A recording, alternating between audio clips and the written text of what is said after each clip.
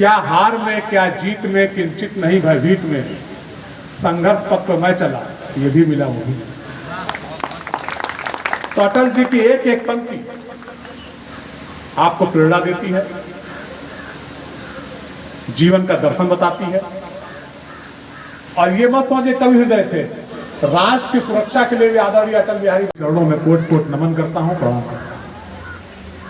और इस कार्यक्रम के आयोजकों को मैं बहुत बहुत बधाई देना चाहता हूं, उन्होंने इतने शानदार और अच्छे कार्यक्रम का आयोजन किया। ये कार्यक्रम और भी बड़े पैमाने पर होना चाहिए। अटल जी हमारे देश की धरोहर थे। अभी हमारे पहले भाई पंकज जी संचालन कर रहे थे, उन्होंने बहुत कुछ बताया होगा।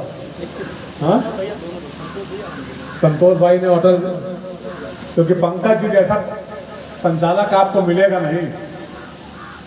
अगर संचालन को ही और एंकरिंग को ही अगर अपना करियर बढ़ा तो इनका करियर और बड़ा होता, मास्टर बनकर के सीमित हो गए।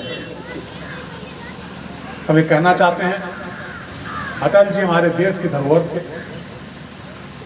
ग्वालियर से शिक्षा दीक्षा प्राप्त किया, कानपुर में शिक्षा प्राप्त किया, बलरामपुर से एमपी हुए और सबसे ज्यादा लंबे समय तक सांसद बने रहने का इस देश में किसी गौरव प्राप्त है तो अटल बिहारी वाजपेयी को और किसी को नहीं गौरव प्राप्त।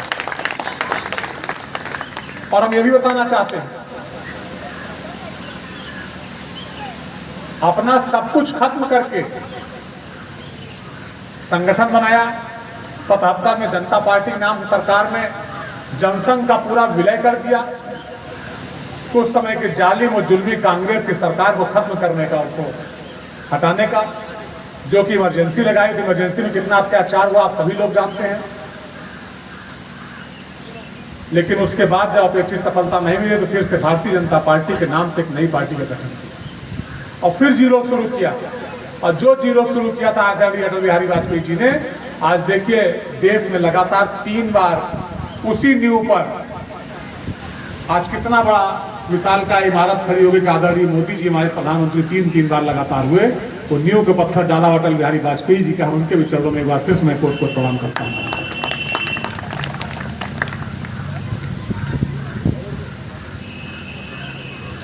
कवि सम्मेलन हो रहा है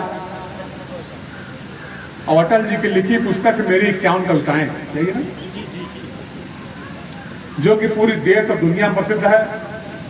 अटल जी ने बड़ी बड़ी बात बहुत सामान्य भाव में अपने कविताओं के माध्यम से कह दिया करते थे। उन्होंने कहा था, क्या हार में क्या जीत में किंचित नहीं भयभीत में। याद नहीं आता?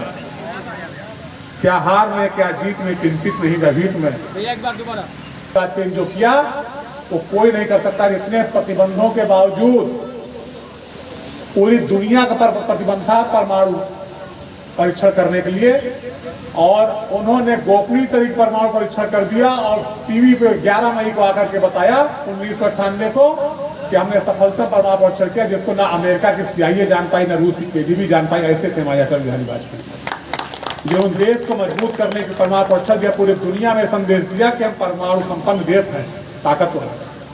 अग्नि 2 मिसाइल जो कि 2500 किलोमीटर तक मार करती हुई अटल जी ने बनाया, उन्हीं की निर्देशन बनाया। और हम बताना चाहते हैं, आप लोगों से कहना चाहते हैं, लोग औरंगजेब का नाम लेकर तरह तरह की बात करते हैं, लेकिन हमारे देश के APJ अब्दुल कलाम को भी अगर राष्ट्रपति बनाने का काम किया तो आदरणीय अटल बिहारी वाजपेयी ने किया और किसी ने नहीं किया। उनके जैसा वैज्ञानिक देश और दुनिया में कोई नहीं हुआ। अटल जी के बारे में जितनी भी चर्चाएं की जाए कम है। लगातार मन चल रहा है, अपनी अपनी बातों को लोग कह रहे हैं, बता रहे हैं। हमने एक बार फिर से अटल जी को याद करते हुए उनके चरणों में नमन करते हैं, प्रणाम करते हैं। और ऐसे कार्यक्रमों को होते रहने से लोग जानते रहेंगे, अपने पूर्वजों के बारे में पहचानते रहेंगे कि हमारे देश में जिन लोगों ने देश के लिए कुछ किया, हमारी धरोहर है, उनके बारे में मंच के माध्यम से, गोष्ठियों के माध्यम से, कार्यक्रमों के माध्यम से लोगों को अवगत कराना बहुत जरूरी। नहीं तो आजकल क्या हो गया, सब टीवी भी और मोबाइल में व्यस्त है। मैं आदरणीय अध्यक्ष जी को बहुत बधाई देना चाहूँगा हमारी बधाई है, हमारी शुभकामनाएं हैं। और हमारे लायक जब भी कोई किसी प्रकार का सहयोग हो, हमें याद कीजिए, हम आपके सहयोग के लिए तैयार हैं, सदैव सहयोग करते रहेंगे। ऐसे साधारण कार्यक्रम के लिए आप हमारे राष्ट्र की धरोहरों को लोगों को बताते हैं, उनके मन में अलग जगाते हैं किस तरीके से उन्होंने संघर्ष किया राष्ट्रवाद की विचारधारा को लेकर के, कि लोग राष्ट्रीय हों, राष्ट्र के बारे में सोचें, राष्ट्र के बारे में सोच करके आगे बढ़ें। इसके लिए हम आदरणीय तिवारी जी को बहुत बहुत बधाई देना चाहेंगे।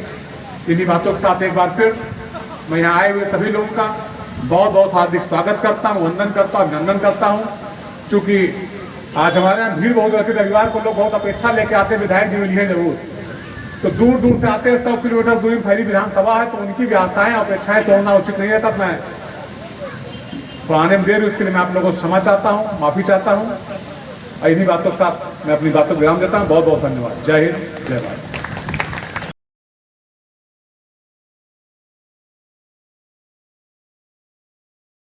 है जिसमें तमाम सम्मानित क्षेत्रवासी यहाँ पर उपस्थित हैं, तमाम गणमान्य संभ्रांत लोग, माताएं, बहनें, नौजवान साथी यहाँ पर उपस्थित हैं। आप सभी लोगों का बहुत बहुत स्वागत, बहुत बहुत आभार। एक बार प्रेम से बोले मर्यादा पुरुषोत्तम भगवान श्री रामचंद्र की बहुत बहुत धन्यवाद, बहुत बहुत आपका आभार। और मैं पूरी टीम से चाहूंगा, अभी रुकिए रुकिए रुकिए, वो बस बहुत कम समय में हम जैसा कहें वैसा करें, जिससे कार्यक्रम समय से बेहतर ढंग से संचालित हो सके। किसी प्रकार की हड़बड़ी